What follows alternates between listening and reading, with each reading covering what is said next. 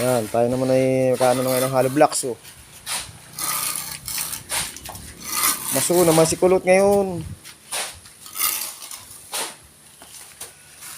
Yan. Asinta kulot.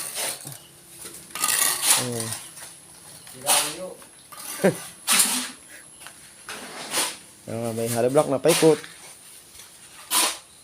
Oh, si Mailo. Construction ka naman ngayon. Si Pagi Tutoy.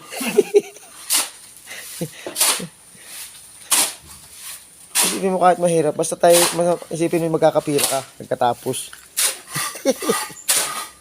Hindi mo nadagdagan ang ipon mo. Konting sipag lang. Kakaipon. Kakaipon tayo niyan. Dito pa wala pa pala dito sa may shed na ito. Yan po, ihahalabakan pa din.